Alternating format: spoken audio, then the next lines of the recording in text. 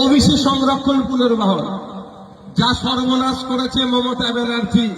ওই যে পঞ্চায়েতের মেম্বার হয়ে মারপিট করছে তো, পঞ্চায়েতের প্রধান উপপ্রধান সমিতি জেলা পরিষদের মেম্বারের মারপিট করছে তো, ওই মেম্বারও আর রাখবে না মমতা ব্যানার্জি, এই সমস্ত লাঠিয়াল বাহিনী করে রেখে দেবে।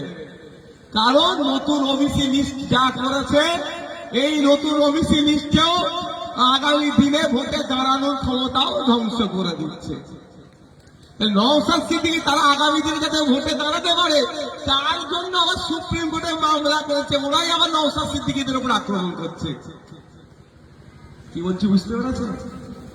ওবিসি সংরক্ষণ হয় তো জানেন তো, ভোটের সময় সেটাও ধ্বংস করে দিয়েছে, ওটাও ধ্বংস করে দিয়েছে। অর্থাৎ আগামী দিনে ওই প্রধান উপপ্রধান মেম্বারকে দুটো চারটে খুঁজে পাচ্ছিলেন, সেটাও রাস্তাটাও মমতা ব্যানার্জি বন্ধ করে দিয়েছে। শুধু তাই নয়, যে আজকে লাঠি নিয়ে আমাদের কর্মীদের উপরে চড়া হচ্ছে তাকেও বলছি, আপনার বাড়ির ছেলে মেয়েটা একটু একটু পড়াশোনা করছে, হায়ার এডুকেশন যদি নিতে চায়, যে সংরক্ষণ প্রথা আছে সেই সংরক্ষণ প্রথায় আর আপনি পাবেন না।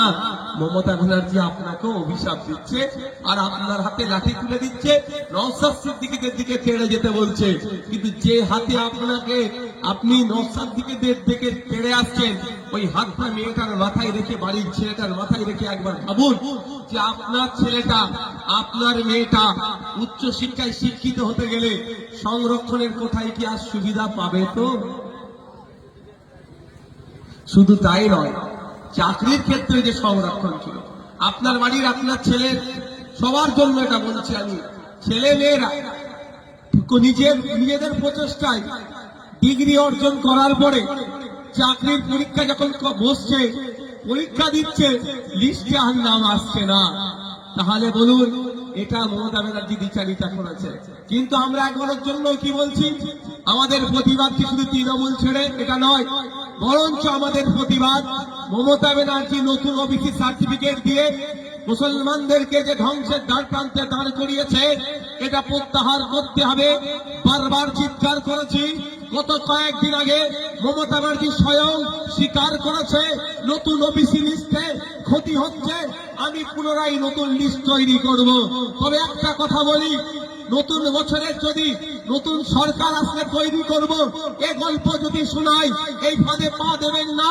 2021 সালে বিধানসভা নির্বাচনের পরেই বিধানসভায় দাঁড়িয়ে আনএডেড মাদ্রাসাদের জন্য 55 কোটি টাকা বরাদ্দ করা হচ্ছে এবং ওগুলোকে এডেড করা হলো।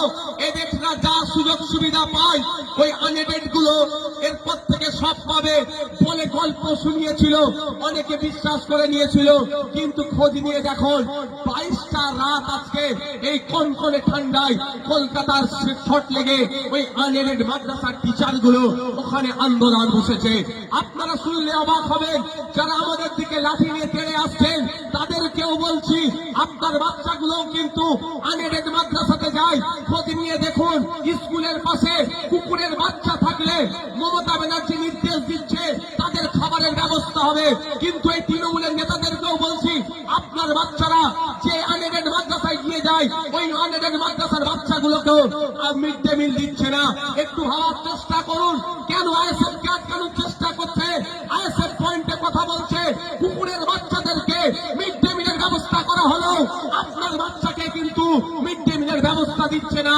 এটা স্পষ্ট ভাষায় বলছি, গায়ে লাগলেও কিছু করার নেই।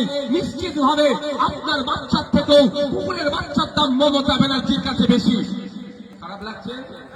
কিচ্ছু করার নেই। আবার বাস্তব কথা বলছি, স্কুলের ধারে যে কুকুরের বাচ্চা থাকে তো, ওদেরকে একবেলা খাবার দিতে হবে মিড ডে মিল থেকে, তার নির্দেশনা মমতা ব্যানার্জি দপ্তর দিচ্ছে, স্কুল এডুকেশন দপ্তর দিচ্ছে।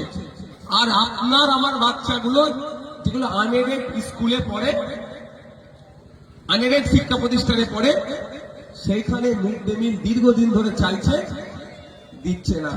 নিশ্চিতভাবে মমতা ব্যানার্জির কাছে আপনার বাচ্চার থেকেও কুকুরের বাচ্চার গুরুত্ব বেশি।